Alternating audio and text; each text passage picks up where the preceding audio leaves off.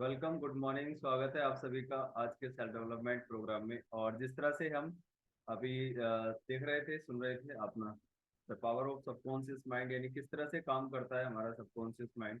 और क्योंकि कल्पनावादी आस्था मन हमारे जीवन में वो सब चीज़ें लेकर के आ सकता है जिसकी वजह से बहुत सारी चीज़ें हमारी लाइफ में दूर हो रही होती हैं, चाहे वो स्वास्थ्य से जुड़ी हो, चाहे वो किसी भी चीज़ से जुड़ी हो।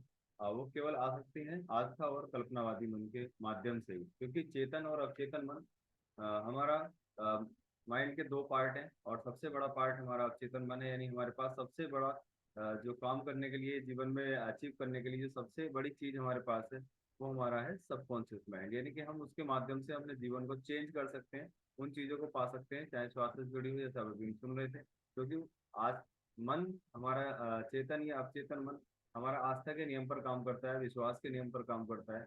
जिस तरह की भी हम आस्था या विश्वास हम रखते हैं या प्रार्थना रखते हैं, वैसे ही चीजें हमारे जीवन में आने लगती है ना।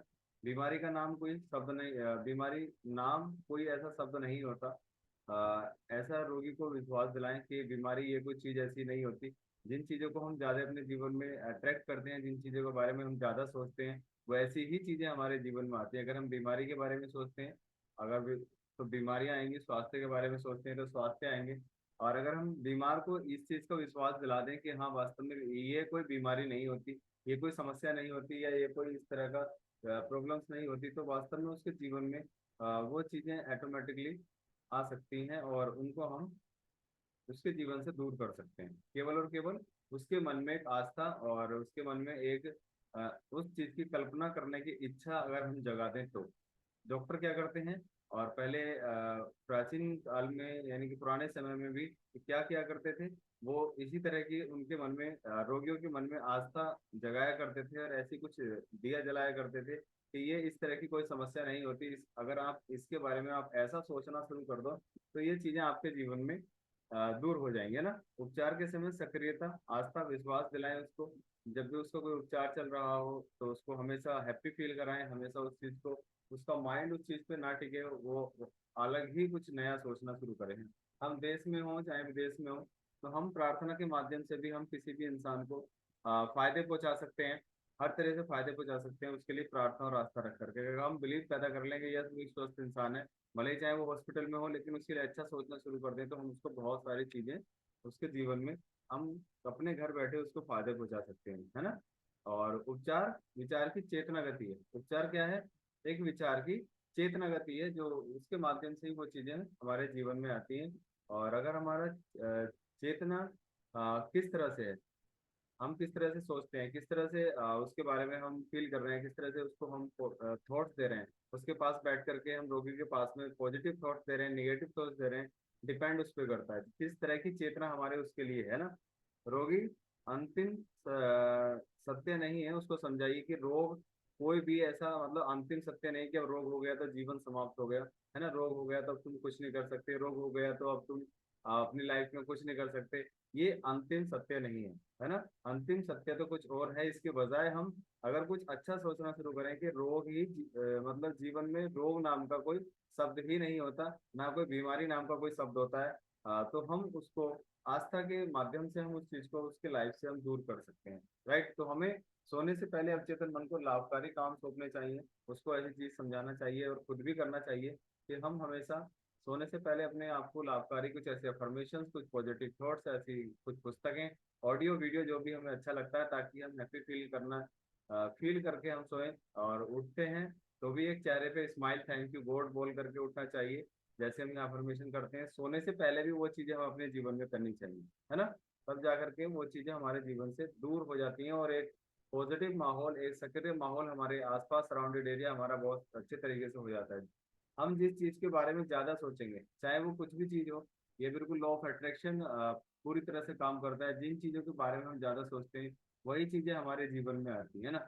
तो वही चीजें लौट लौट कर हमारे जीवन में आती रहती है, और हम सोचते हैं कि ये मेरे पास बार बार क्यों आ रहा है, क्योंकि ये चीजें बहुत ज्यादा बलशाली होती हैं। क्योंकि हमारा जो अवचेतन मन है वो किस चीज पे काम करता है? विश्वास के नियम पे काम करता है ना। वो विश्वास कर लेता है और वो चीजें हमारे जीवन में आने लगती हैं।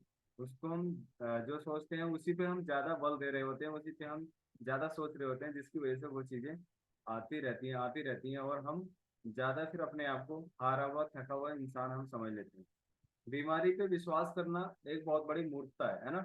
बहुत बड़ा एक चैलेंज भी है अगर उससे बाहर निकलना। लेकिन ये वास्तव में मूर्खता है। हम बीमारी के बारे में ना सोच करके हम एक अच्छे स्वास्थ्य के बारे में सोचें, है ना, गरीबी के बारे में ना सोच करके अमीरी के बारे में सोचें।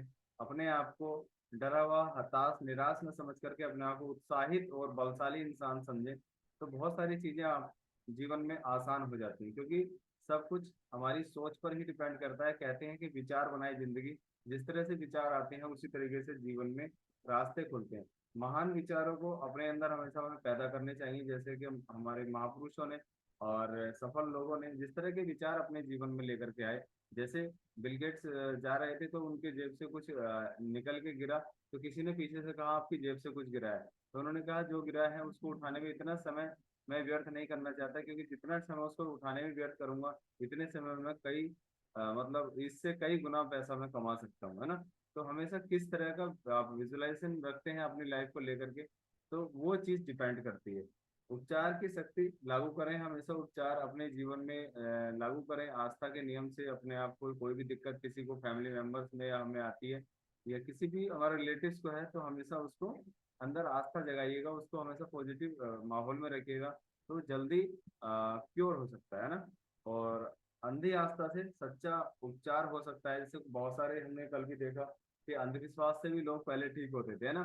तो अगर हम किसी चीज में, वो चीज है आस्था, हमें आस्था किस चीज में है उसको, अगर उस चीज से हमें फायदे हो रहे हैं तो उसको डेफिनेटली हमें करना चाहिए, है ना।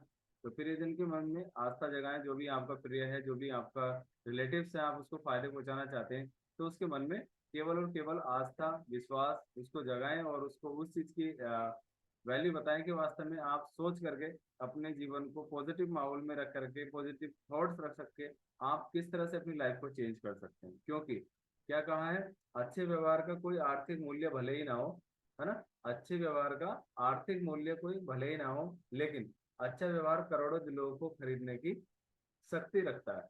तो ऐसे ही अच्छे विचार जो होते हैं बहुत सारी समस्याओं से हमें बचाने का उसके अंदर मतलब पावर ऑफ गॉड कहते हैं उसको, वो चीज उसके अंदर होती है अच्छे विचारों के अंदर। तो thank you so much everyone.